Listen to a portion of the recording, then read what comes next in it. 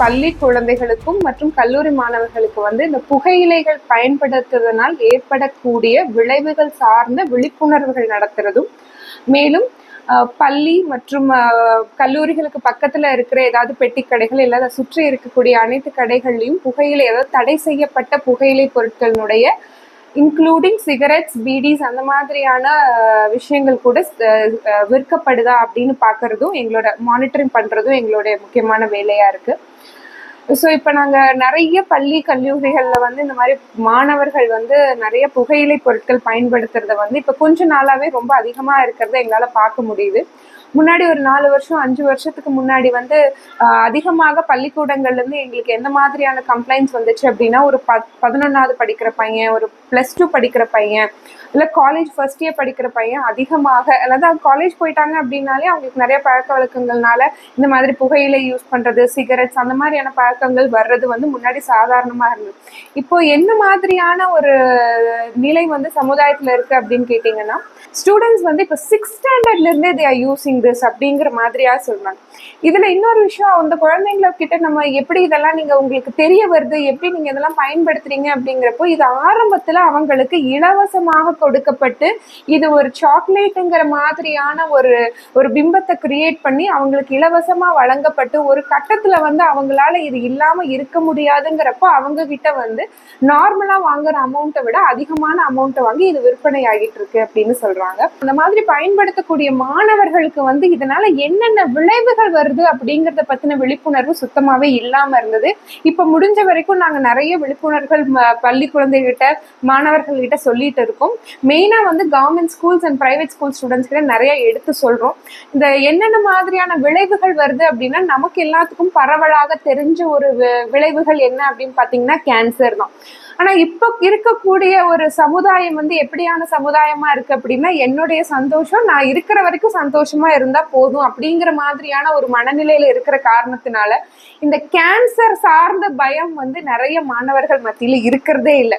இது இல்லாம கேன்சர் அல்லாத நிறைய வியாதிகள் வந்து வந்துட்டு இருக்கு அப்படிங்கறத அவங்களுக்கு சொல்லணும். ஸோ இது என்னென்ன வியாதிகள் வரும் அப்படின்னு பாத்தீங்க அப்படின்னா, உங்களுடைய தலை முடி உதிர்தல்ல இருந்து பாதம் வரைக்கும் ஆணைய நம்மளோட உடல் உறுப்புகள் எல்லாமே பாதிக்கப்படுது. முதல்ல பாத்தீங்க அப்படின்னா கண் பார்வை குறைபாடு, மூச்சு திணறல், சுவாசிக்கக்கூடிய அந்த திறன் கம்மியாகிறது, நம்மளோட அந்த நுகரக்கூடிய திறன் வந்து கம்மியாகிறது, வாய்ப்புண்ணு, அதுக்கப்புறம் வந்து பல்ல சொத்த வர்றது, கேன்சருக்கு முந்தைய நிலையான இந்த லூகோப்ளேக்கியா, ஓரல் சப்மியூக்கஸ் ஃபைப்ரோசிஸ் அப்படிங்கிற மாதிரியான கண்டிஷன்ஸ் எல்லாம் நிறைய இருக்கு.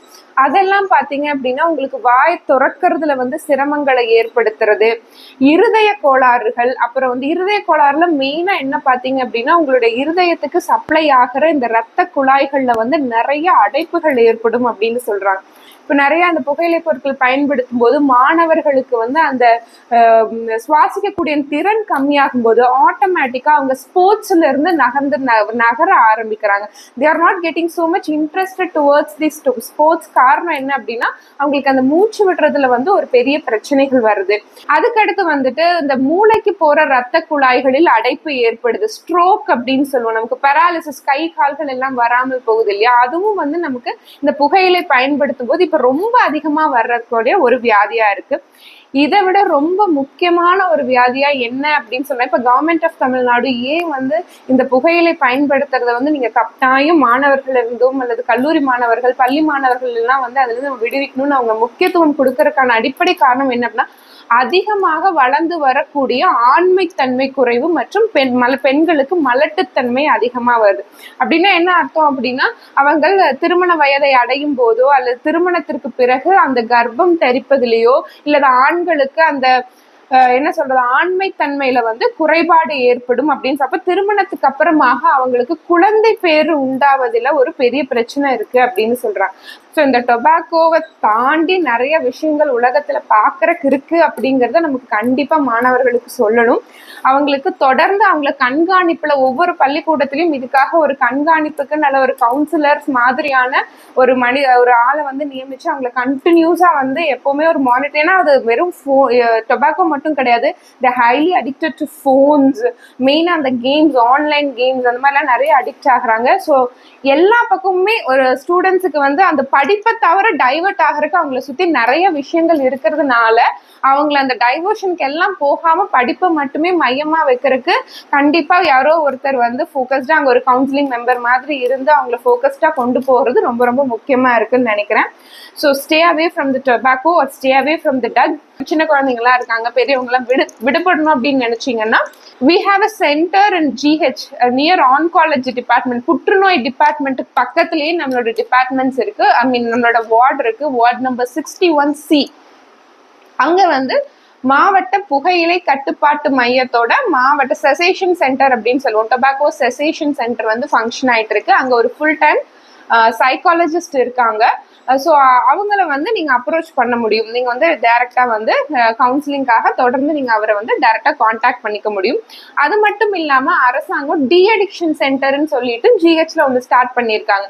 வீட்டுல இவரை வச்சுக்கவே முடியல, ரொம்ப ஆர்ப்பாட்டம் பண்றாரு, ஒரு 3 நாள் ஒரு 15 நாள் இவர் இந்த இடத்துல சூழ்நிலையில இருந்து வேற சூழ்நிலைக்கு மாறி இருக்கணும் அப்படின்னு நினைச்சீங்கன்னா கூட அந்த டி அடிக்ஷன் சென்டர்ஸ்ல நீங்க அவர் அட்மிஷன் மாதிரி போட்டு ஒரு 15-20 days மாதிரி எவ்வளவு நாள் அவருக்கு தேவைப்படுதோ அவர் அங்க வந்து இருந்து அதுல இருந்து வெளிவரதுக்கான வாய்ப்புகள் அதிகமா இருக்கு.